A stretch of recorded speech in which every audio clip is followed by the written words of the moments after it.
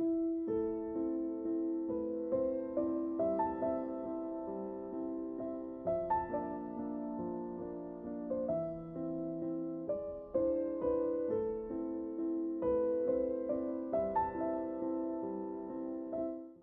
the thing about genetic tests. All children that are initially diagnosed with autism, if they can afford it, typically we run a few tests because they are common in children with autism.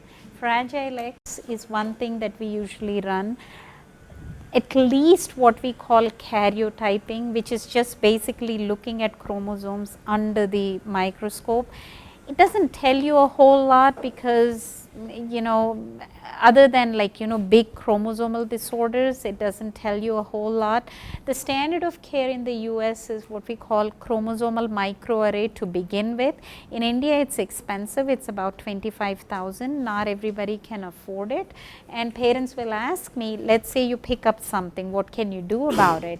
Well, that's a very loaded question to answer. A lot of times we can't do anything about the genetic conditions that we pick up other than to tell you what to expect in the future. So, if you wanted to find out, what is wrong and why your child has this might give you an answer. Doesn't mean it will get better, but it might give you an answer. But it's true that we can't do a whole lot about it. In many Western countries, right, this is just the protocol. You come, you get the psychological tests, you make a diagnosis, you get all kinds of initial counseling, you do genetic tests, you get EEG is done in India, it's not done elsewhere. In every child, you can see a neurologist, that's part of it. Hearing test, everybody gets a hearing test, everybody. And a lot of times I have to argue with my parents, and sometimes I just give up, but he can hear it. If I shout from the other room, if I even, drop a pin in the other room, he can hear it. He might be able to, but there might be some frequencies that he can't hear. It's a safe, fairly cheap, one-time test. If your child has a problem with hearing, you want to know, because no matter what else you do, he's not going to get better if you don't take care of that hearing. It's just something simple that you want to get it done at the initial evaluation. Beta, just get a beta. And most people, most of the times I do a lead test, again, simple, one time. Sometimes we pick up a lot of these things. Even if I do on every child, we almost never pick up anything. We just do it because your child might be one of those children, who might have something. That's all. So, Dr. Padma, I have a question on that note. So, if there's the first child has autism, if they're going to have they're planning a second pregnancy, the genes being researched, people are still studying, is it worthwhile getting a genetic test of the child? I would go see a geneticist. I wouldn't just get a genetic test from even me. I usually say, go to a geneticist, discuss it with them. Because see, I'll tell you what that might pick up. This is very rare, but they might pick up something which is actually inherited, that is causing your child's autism, which then they will test you, and if that is inherited from one of the parents, then the next baby has a certain chance of getting the same condition. It sounds very complicated. The chances of us picking that up is very, very, very remote. It can happen, and if there is something like that, you want to know, right? But many times what they're going to say is we didn't pick up anything. We didn't pick up anything in your child that can be inherited, that can happen again with your second child. But that doesn't mean that your second child cannot have autism. A child with a sibling with autism has an increased risk for autism. We know this for sure. We know this. Whether or not a genetic test confirms it, we know this, right? Doesn't mean you shouldn't have a second child. A lot of parents ask me this. So, should we not have a second child? Well, the chances are still very high that you're going to have a completely normally developing neurotypical child, because still statistically the chance is more that you will have a neurotypical child. It's just that the chance of you having a child with autism is increased compared to another parent without a child with autism. It's just statistics. I don't think it's even 30-70. I don't think it's even 30-70. There is, I mean, depending on what study, there is a 5 to 15% increased risk, right? So, I think. There are cases where the first is normal and the second is. Yeah. So, whether or not you want to have a second child, if your first child has autism, I don't think your doctor should be telling you to have or not to have. That's just like, your personal decision, your philosophical decision, that, I can't and I shouldn't be telling you. There is increased risk. There is increased risk compared to another parent, another couple that doesn't already have a child with autism. In my case, it worked out well. My elder child has autism. After 3 years, we went for the second child, and my second child is absolutely. That's what I'm saying. The chances are still higher that you will have a neurotypical child. When I say increased risk, it just means that risk is increased compared to another couple. Son is not full term baby. Was born in 34th week. Whether that has any Preterm babies. See, preterm babies, I think I can't quote the exact risk, but yes, there is an increased risk. It's not very significant. It's not very. Elders at the home keep telling that because he's born. No. See, there is plenty of full-term children that have autism. It's difficult to No. convince them. I know. The other thing is before him, I got 2 miscarriages. There was not normal miscarriages. At the end of 3rd month only, they came to know that it's not. Then they said the 3rd time we'll see, then we'll go for genetic testing. Probably should have gone after second miscarriage. So this has. But chances are, don't feel guilty. Chances are you wouldn't have found anything. Because majority of if there is something genetic, majority of what's causing autism, we are unable to pick up at this point. Maybe that she's rubella positive. So, over the period after then the autism has come into the picture. So, I'm not sure some pediatricians told me that because of rubella, autism might have come out, or maybe there is an autism before that. So that goes under the category again of we don't know.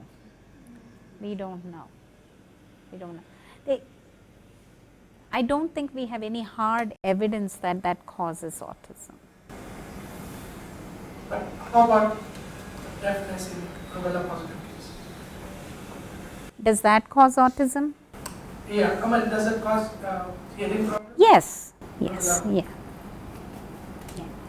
But whether that causes autism? Yeah. Is there any link? But the link between autism and no, there is a lot of children that cannot hear that are obviously not autistic. There's obviously, so deafness doesn't automatically mean autism. Yes, but sometimes when a child is not responding to name at that young age, right, responding to name, not looking at people, kind of in his own world, and he is really profoundly deaf, then the question arises, is he not responding to people because he can't hear, or is it because of the autism? But no, not all deaf children have autism. I mean, there's plenty of deaf people that can't speak that are not autistic. Do we have neurologically any treatment for this autism? We don't even know what's happening neurologically. But this cognicare, this and that, are supplements of anything, or it helps in the child, what do we say, reducing the hyperness, or what is that prescribed for? Because we go to any doctor saying that initially he is not responding to any. When over the therapies, over the year, once he was feeling better, suddenly he became completely mute. The words that he used to talk that's before regression. also, he stopped it. But it doesn't mean that he doesn't know when we say the word that he is expected or he used to say. When we are saying the word, he laughs. The laugh gives a sign for us that he knows it, the expression that. So because of that, we went to the neurologist. Why it is? Because as you the discussion went on, it is hopelessness, and if someone says, "Hey, you better go there and try." Right. So we went there. The No, you neurologist should says- see a neurologist at least one time if you have a child with autism, because there are known neurological conditions that look like autism, right? There is just not too many, there's just a couple, right? You know, there's a type of seizures called Lennox-Gestalt, and there is the tumors in the brain, you know, there's a condition that could cause, it's called tuberous sclerosis, right? So they're going to look for these specific conditions and rule them out, right? So see, if you find, for example, tuberous sclerosis, then it's tuberous sclerosis. Your neurologist takes over the care. So we know what the cause is, and neurologist knows what to do with it, and they just carry on the treatment, right? So your purpose of going to the neurologist one time or a couple of times, however many times it's needed, is to rule out any neurological conditions that can look like autism. Does that make sense? So not that, you know, you have autism with no known cause and you can actually cure it somehow neurologically. So autism, neurological, only autism with no neurological problems, it's not satisfactory to go to the neurologist. Yes. Continuously, regularly. Yes. Yes. And this Cognicare and all, my pediatrician has not prescribed. When I went to the neurologist, he prescribed it. So Cognicare is L-carnosine. It's a molecule that's being heavily promoted by a pharmaceutical company. I think now 2 or 3 pharmaceutical companies in India. They say it is FDA approved, whatever. There is not enough evidence for me to recommend the use of Cognicare. I don't prescribe Cognicare. In spite of pharmaceutical companies heavily marketing to me. I ask them to show me studies, they bring me 2 stupid studies. And they say, "Madam, you know, such and such doctor is prescribing, they are seeing a lot of results."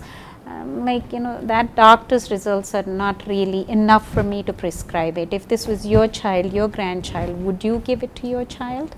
So there's not enough evidence. There is not really enough evidence. I am not seeing, I see kids taking it all the time because somebody else prescribe it. I don't actively stop them, but I'm not seeing many problems with it. So again, it falls to me, it falls under the category of you want to give it, I'm not going to stop it. side effects? I've not heard of many. A couple of parents have said the child became a little hyper. Some have said that, you know, the hyperactivity has decreased. Weight gain is there. Weight gain is there. And they So, suggested the cognitive free, the sugar-free medicine.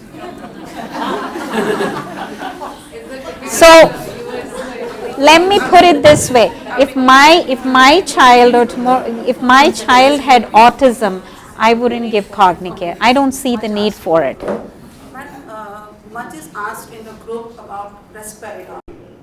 So risperidone, yeah. So I want to share my experience with risperidone. So my son is now 17. From last 2-3 years, he is on risperidone. So, ma'am, I had taken him to ma'am. So what my experience with risperidone was like what you told initially. You have to weight it. Which one you are gaining, what you are losing. Yes, initially I had the weight gain and all that into him. But eventually what I found is, he is happy, I am happy. So still, now it is 3 years and I am still continuing with risperidone. But yes, when many of the parents ask me, then too there is a confusion on risperidone. Like risperidone is harmful and you cannot give it long term. So risperidone is, it can be evil. But sometimes it's a necessary evil, right? It's a pharmaceutical drug, It's not a supplement. It is FDA approved. We know pretty much what the problems associated with risperidone are, but it works beautifully well for aggression. I try not to give it for hyperactivity because we have other medications with less side effects for hyperactivity. Sometimes I give it because we have to. But for aggression, risperidone works very well. It's one of the couple of FDA approved medications for aggression in children with autism. Again, if it is, I mean, if the child has a tantrum or aggressive episode once a year, I wouldn't give risperidone. If he has it every couple of months and the mom says, I can deal with it, I still won't give it to him. If the mom comes to me in tears, I'm like, and this is a reasonable mother who has been dealing with this for years, and she says, I can't do this anymore, I give risperidone. Are there side effects? Absolutely there are side effects. Do we monitor for it? We absolutely have to monitor for it. And then if at some point you keep monitoring it, and if at some point the side effects become unbearable, we absolutely stop it. And we try to find other alternatives with less side effects. There is no alternative with no side effects, but there are alternatives with a little bit less side effects. But again, they don't work as well as risperidone. So it's just you got to try what works for your child, and you try to keep it at the lowest dose possible for your child, and you go to the doctor regularly to monitor the side effects, and then at some point you have a plan of trying to take your child off of it. For some kids it doesn't work, for some kids it works. For some kids we take them off of it. Some kids, they take it for a long time. So yeah, I mean, what I don't do is somebody comes to me with the first diagnosis, 2-3-year-old child, irrespective of what the symptoms are. I don't just give them a little bit of risperidone, 0.125, 0.25.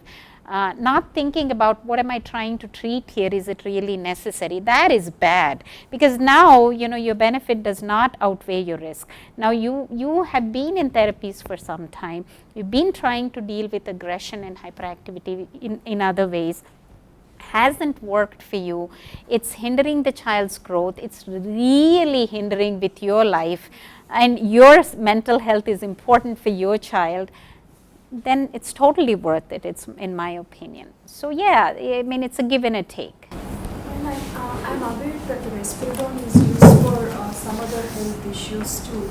So I'm curious, in the autistic cases, is it used in a the same risperidone or risperidol is used in a minor dose?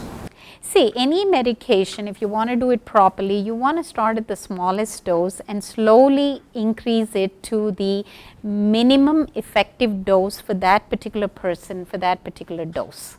Another question, any kind of health issues, especially with respect to these mental health issues, is a child much more vulnerable and susceptible to the mother's side of the genetics rather than the father's side? No. Because one of the doctors specifically asked me if there is anything that was seen in my side of the family. No. So this question has always been.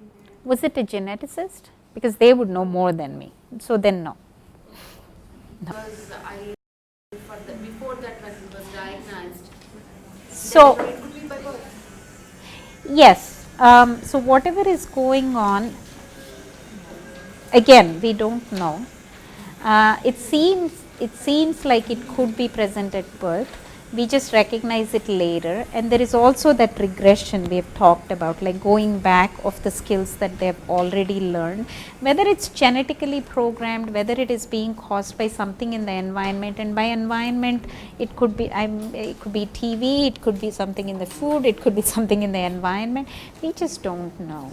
So you want, if it is by birth, it is a genetic. We would have to assume that, yes. It could be that there is some genetic vulnerability which is then enhanced or made worse by something in the environment, some interplay with genetics and environment. Because in my son's case, actually initially it was a girl and they are twins. The other one is absolutely normal. It's beyond, I could say. And this boy, he is 4 now. He just completed 4. He was, when you asked me when he pretended to talk over phone when he was 1 year, no. Right. So I think the simple answer is, I am sure these questions keep going through a parent's mind all the time. I think it's simple enough to think, to sort of, if it helps you, to think of it as, we just don't know. Nobody knows. It's not just you. Nobody has a conclusive answer. People have ideas. People are researching things. But can anybody in the entire world give you a conclusive answer, for sure answer as to why your child has autism? No. Right? So I think to think about what has caused this,